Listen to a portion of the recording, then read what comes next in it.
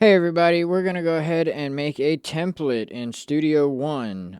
This is going to be a new series that we're going to be attempting to do. We're going to go as long as we can. I should also mention that this is for very, very new beginners. I am not a professional, and I'm not going to claim to be one. But I do believe I have some insight on how to get you started in your Studio One journey. And I would like to be able to share that knowledge with you the best that I can. So this is not for the experienced user. You probably will not learn anything new from this series. The first thing that I would go ahead and like to do is make a template, which is what this episode is going to be about, is making a template that we can use the entire time learning Studio One. So this is just going to be making a template in Studio One. It's assuming that you have already hooked up your audio interface, have already gotten your Studio One artist account, uh, and that's where we're going to start this journey, is making a template, saving the template, and then using that template in the future to build out and create a song. I should also mention that I am doing this from the perspective of someone who writes rock and metal music. If that helps you, I use a lot of actual instruments, guitars, drums, bass. Um, I'm going to be doing this series in the perspective of someone that writes rock and metal music. We will be using MIDI files from here and there, or MIDI instruments, which we'll get into all of that as time goes on. So let's go ahead and get into it. And this is obviously your Studio One. And the first thing I would like to do is go into File, and I would like to find Rename, and we are going to name this brand new session Template. And I'm going to write mine as Template 3 because I actually already have some templates made. There we go. And then we do want to try to save as often as we can, which is under File, and then there's Save in the drop-down menu. So that's going to be step one of making your template, and then we can actually get into it. So let's go ahead and do it. So I'm going to hit this little plus sign that says Add Track, and then I am going to name this, for, like I said, it's rocking guitar, so I'm going to name this Guitar. Actually, let's go ahead and Guitar Tracking. Okay, and we're going to go down any instruments that we might want, actual instruments, vocals, bass, all that. We're going to make a tracking track. So this up here, if you can see my arrow, is a guitar tracking, and this blue bar represents the track for the guitar. So we're going to go ahead and make another track with that very same plus, and this one's going to be bass tracking.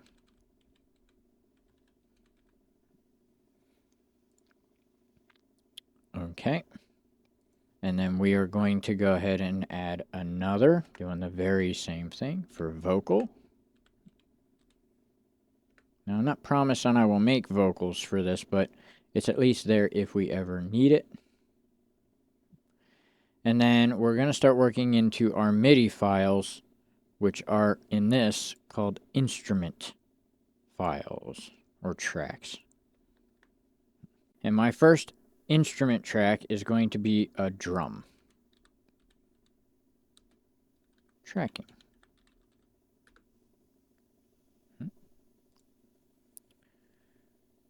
So these are the basic instruments that I would typically use, and I guess we'll go ahead and add one more instrument file track.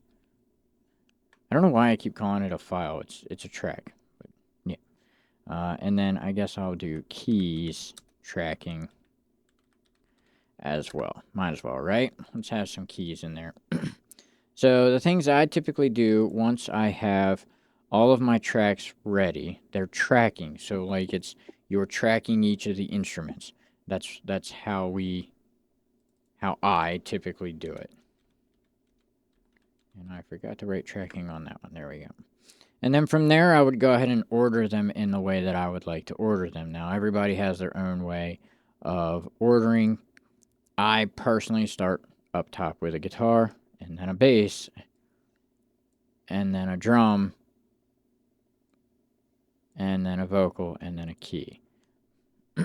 Some people might do it like that as well. And then we're going to go ahead and color each of the instruments however we would like to, which we would, to move a track, you would just click in this little empty space, and then you can drag it anywhere that blue line is, and then that'll move it to wherever you want it. I'm going to put mine up here. And then to change the color of the track, we're going to select color on this little line on the edge.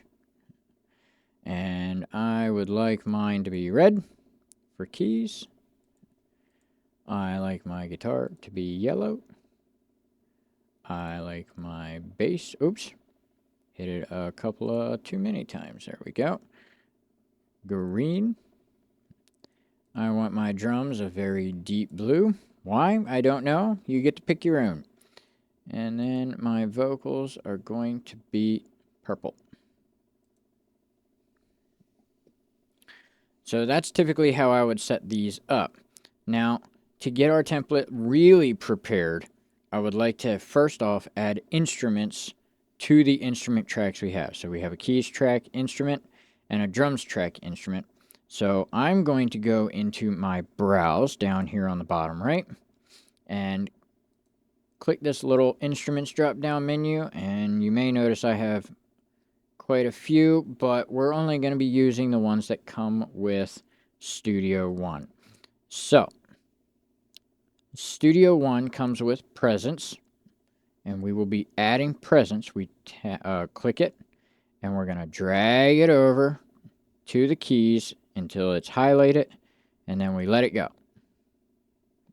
And that brings up your first MIDI instrument. And it's still titled Keys Tracking, and we're going to shut that arm off, that little red button. We're going to shut that off.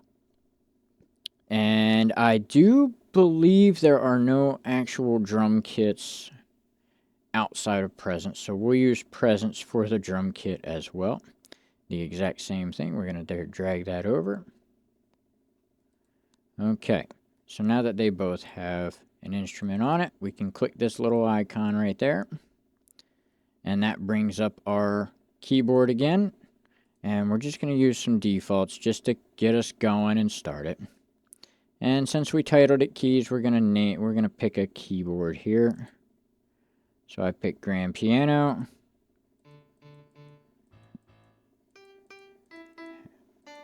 And that may change later on, but right now we have something on there. And then for the drum, do the same thing. Click the little keyboard right here on the edge. It pops up your presence, and we will find a drum kit in the drop down. Just using stock stuff. How's a stadium kit sound?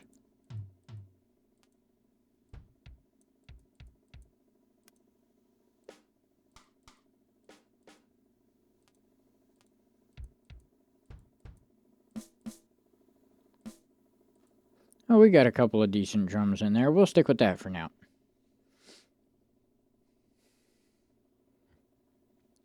So from there, we're going to go ahead and start getting our plugins ready for our guitars. So that would be going into Mix down here on the bottom right. And we would be selecting the sounds for our guitar track, just to give it a little something going on. There are not a whole lot of options except Ampire when you first do it if you're just getting stock. So we're going to click that. And we are going to pick the standard rock, just because it's what comes stock. And that comes with a, I guess, what you would call a tube screamer, but PreSonus's version, a reverb, and a delay, and we can adjust those as we go when we're recording guitars. We're not today, we are just getting everything done. So we have our first little plugin here, and we are not going to keep that as, well, I mean, I guess we could, but we're probably not going to in the future keep that. But it's just to get you going and start it. So then we will do the same thing for the bass, and you just hit this little plus sign up at the inserts. You find the plugin that you would like, which Ampire comes with, Studio One, and it's got a bass setting, so we would keep it on the bass setting as well, up here instead of default. And then these two are ready to start tracking. Now again, this is just to get you recording. Once we get a track recorded, we will go into the mixing phase. We will go into the mastering phase. Very basic, very, very easy things to do in the beginning. And then once we've finished out this series, we'll go ahead and start really kind of fine-tuning and detailing and moving into other plugins that are third-party. But right now, I really just want to get everything tracked, everything recorded the way that you would want it done, just to get it down and get it written on Studio One, so you can start exporting your songs, even if they are just rough copies. And then from there, we will really enhance and move forward and keep going for a better mixed, mastered product. So we're going to move into vocal tracking now, and adding its plugins. And really, the only thing I ever add is a channel strip. And we're just going to pick a very basic I am a male. You have two options. I personally just usually pick male vocal 2 as the preset. And that's usually enough to get you going when you're doing your vocals and hear yourself. And sometimes there are times where I am recording and the instruments are too loud and you have to bring everything down and raise the vocals up. And that's really what I have the channel strip here for, is so that I have an independent gain knob that I can adjust and hear, but it doesn't save to the track. So the next thing we are going to do is we're going to take all of these tracks and make a bus. So we're going to right click on our mouse. We're going to click add a bus channel. And we are going to name this bus channel. You double click there. Main no Vox. It's going to be your main output with no vocals. So this vocals tracking is not going to go into it. Everything else will. And the reason for that is just why I had explained about the vocals being too low, is you'll be able to turn everything down without losing your progress. So if we go over here and click this main in yellow here, which I guess it's different colors. I've never really noticed that it's two different colors, but this main here on the presence track, we're going to hit main no Vox, and we're going to do that for each of the tracks except for the vocals.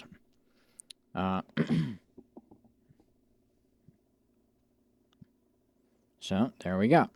Oh, this here over here, this red 51 means that it's clipping technically, but it's really nothing to worry about until you're actually recording and mixing. If you want it to go away, then you just click the 51 and it goes away. The next thing I would do is make sure my green Z enabled low latency monitoring is on. My computer is a bit older, so I kind of have to have that on to be able to get decent latency. And we will go into what latency is when we start tracking and recording. Okay, and then all of this stuff. This is your instruments, this little blue keyboard. I'm going to cut that off right there. And then these three lines, we'll hide that, which you don't really need to see it right off the bat. And then we will X this out. And this is fairly well your template. You don't really need anything on mastering just yet. You've already named it, so we are going to save that. And we're just going to make sure all of our other settings are proper.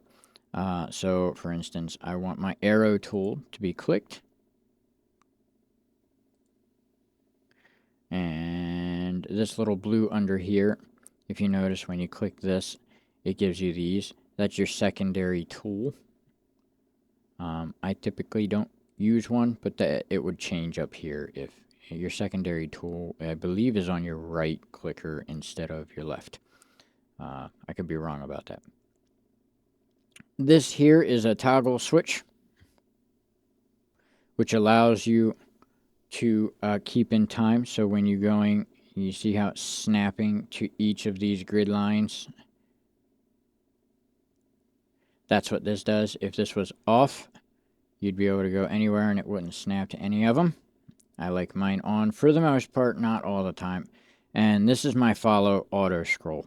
And I personally do not like it to be on. So I'm going to click that off so that it saves that option when I'm going to start recording. The next things that I would like to check are under this little record panel. At the very bottom next to your left and rights.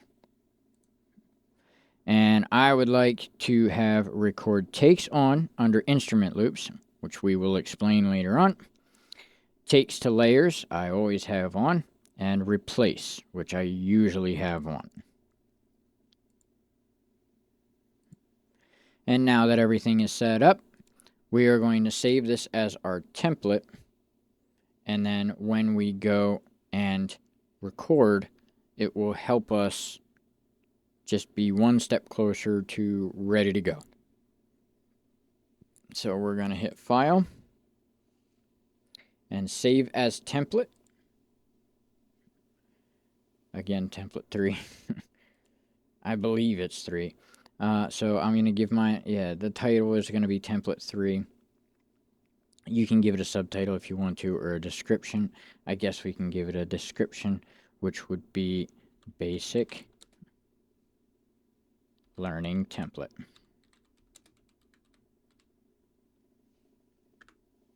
And then if you choose to have a picture, you can. I choose not to. And then OK. And now, anytime you go into your Studio One, you can click on your own template. And it will bring this template up as a starting point for every song that you do. And that's what I'd typically like to do. So that is how you make a template in Studio One. We will move in next time to starting to track an instrument.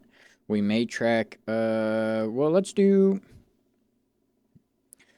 try to track a guitar, a bass, and a drum and see how that goes. Vocals are its own kind of thing, typically its own kind of thing. So I typically save them for last anyway.